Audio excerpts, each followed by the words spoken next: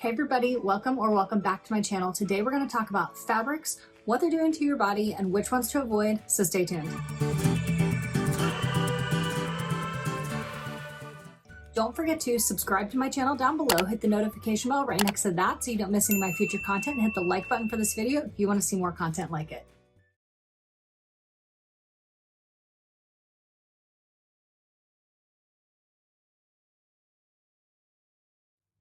Hey guys, so like my intro said, I'd like to discuss some fabrics today. I have already recorded this video, I think 3 times, and I'm just not happy with the way that I'm communicating about this.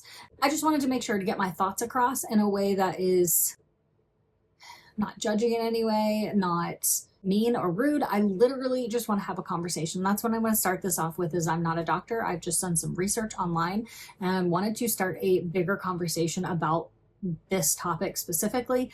I myself am trying to be more intentional. I'm in a low no buy year. There are certain things that I have low buy, certain things that I have no buy. Clothing is on the low buy, and that is with the caveat of buying certain fabrics of clothing as I'm replacing some other things in my closet. So I have been wanting to be living in a more intentional like closet wardrobe space. Every time I would take my clothes out to go and really edit it down, for example, and I've talked about this before, I might have 3 or 4 black sweatshirts and I would think about them and go, I can totally let a few go. I'd get them out of my closet. I'd look at them all and go, oh, they each have a different vibe. So they'd all go right back into my closet.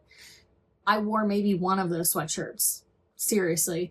And so when I started doing research on fabrics, it made letting go of some of those sweatshirts a whole lot easier, because as I research the fabrics that are allowed to be in our clothing, which is wild to me when they are known to cause some of the things we're going to talk about, I just can't believe that we can have that in our clothing. Now, I am in America, and so I guess it makes sense because we're always looking for ways to do things cheaper, faster, better.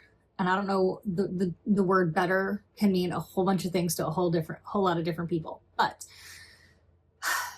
I understand that using these fabrics makes it a whole lot cheaper for manufacturers to make clothing, which in turn we would think would make it cheaper for you to purchase the clothing. I don't know that that's true in the economy we're living in right now. I do feel like things are still continuing to go up in price, and maybe the price of these fabrics have gone up for the manufacturers, but for the price that clothing is going up, it's like insane to me.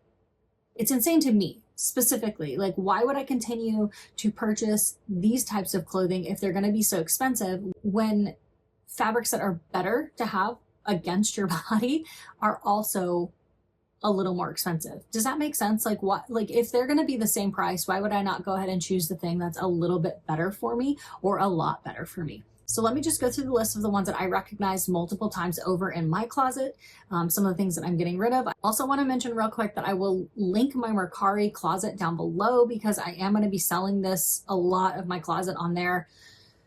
By the time this video goes up, I should have stuff listed up, and I'm trying to list it for as cheap as possible. So if somebody wants to wear it, if you're not as concerned about the fabrics on your body, that's totally fine, and you can benefit from these. That way I know that I'm not just donating or throwing them away, and this feels like a more sustainable, like earth sustainable way to recycle this clothing. So I also wanted to mention that I cannot afford to completely redo my closet, or so I thought.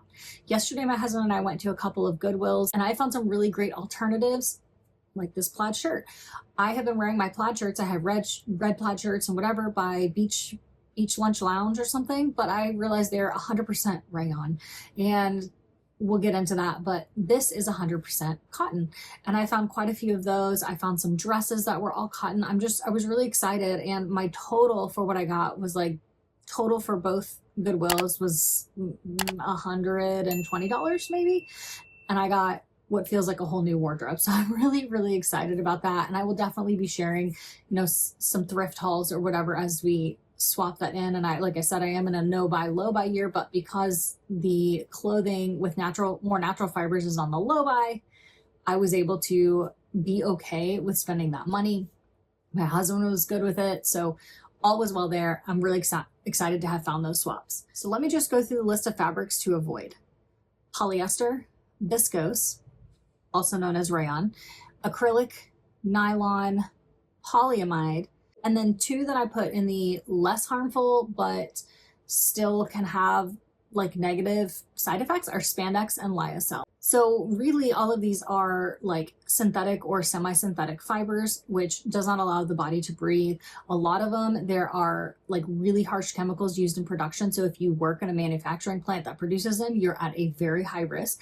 So all of these chemicals are going out into the world during manufacturing. And if you are that close to it, it's even worse for you, which is it's just wild. But I understand that people are making a living by working at these places. So it is no like hate or anger towards them. They're just doing what they need to do. However, viscose can be harmful to wear because it can expose you to carbon disulfide, a toxic chemical that can cause brain disease, heart disease, and stroke. This is just wearing viscose, also known as rayon. Carbon disulfide can damage sensory capacity of nerves, including those responsible for vision. After years of exposure, it can increase the risk of heart disease and stroke. Those to me, those are really high cons on the list for me. Acrylic also can be considered bad for your health as it is a synthetic fiber made from the chemicals that may be harmful to the skin, potentially causing irritation, and can be linked to increased cancer risk due to the chemicals and its production. One or two of these that I've also listed can have their endocrine disruptors because of the chemicals that are in it. To me, the risk is just not worth it. I'm just not interested in taking that risk anymore. I am 39 years old and I've probably been wearing these for most, if not all of my life. And I have had a myriad of health issues. I'm not going to say that they're caused by the fabrics that I'm wearing, but what I am going to say is that I'm thinking that the fabrics that are not good for us and continuing to wear them, now that I have this knowledge, is probably not the right decision for me moving forward. The less harmful ones the ones that I put in the less harmful category are spandex and lyocell, because based on what I saw, they can just cause like skin irritations. People with sensitive skin can have a hard time with them.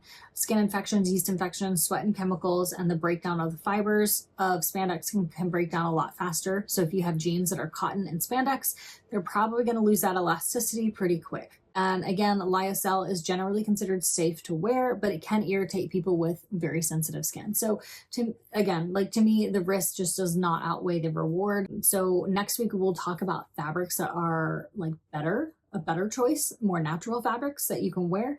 And I'm excited to dive into that. What I did want to kind of end this on is what the Bible says about fabrics. Now, this is Old Testament.